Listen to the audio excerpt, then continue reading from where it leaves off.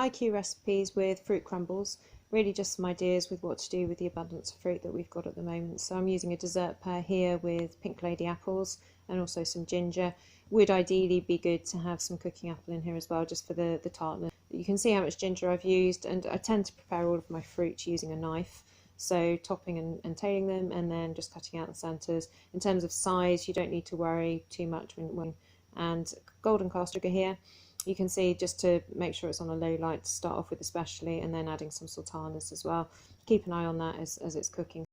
Here you can see all of the ingredients, so all prepared out. I've used a flour called Dove's, and so added some something called Oatwell, which I'll go into a little bit later. We've got some walnuts and almonds there, and also some brown linseeds. That is also, I add some nutmeg a little bit later. So yeah, first of all, the oatmeal. This is high in beta-glucans, so you can see there that it's saying that 1 scoop that's provided in the packaging equates to the same 3 bowls of porridge. So there are actually health benefits beyond the lowering cholesterol, and I would highly recommend it being included in your diet on a daily basis, or regular basis at least. You can see here the crumble texture, slightly lighter than perhaps what you'd normally associate with a traditional crumble topping.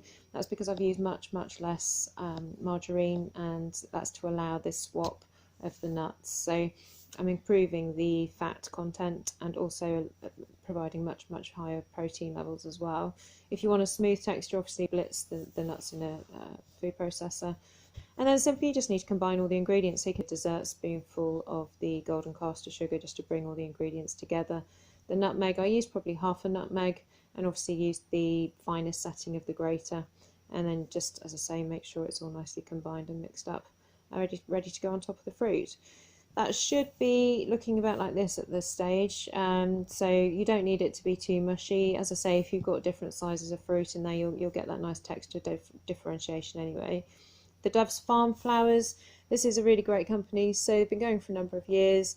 Really extensive range of different flours, from specialty and artisanal to gluten-free flours, so keep an eye out for them and give it a go. They've got, they use quite a number of mixed grain type flours as well. I've opted for a straightforward self-raising flour here. I just think it gives a slightly lighter texture. And then when you actually come to assembling it, just make sure the container's deep enough to get a nice volume of fruit. And then everybody knows how to make a crumble. Just add the topping to the top. Make sure there's a nice covering, it's fairly even. And then just make sure it's also pushed to the sides a little bit. It allows the fruit, or kind of forces the fruit to bubble up once it starts cooking, and that gives you that nice golden texture and a little bit extra crunch, and it just gives you that nice homely feel.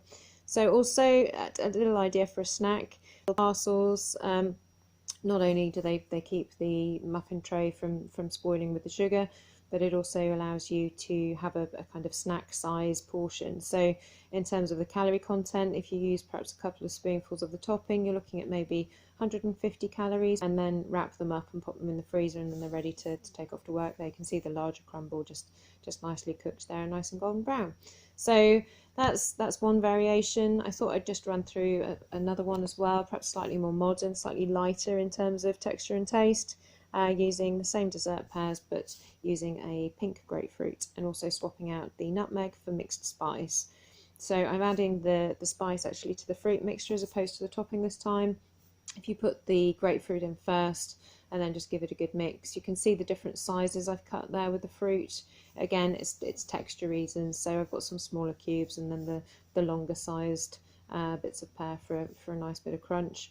The crumble here, you can see it's much more traditional, so the colour is obviously using a lot more margarine, and then just a little bit of sugar needed on top, not too much. So hopefully this video has given you some ideas on what to do with the fruit and some crumble variations and the swaps and things. I am of course here for your nutritional advice, so if there's any particular food items or recipes that you'd like me to cover, then obviously get in touch, let me know. Like the video, as long as you do, give it a thumbs up, and of course subscribe for the future recipes that are coming up soon, and we'll see you soon.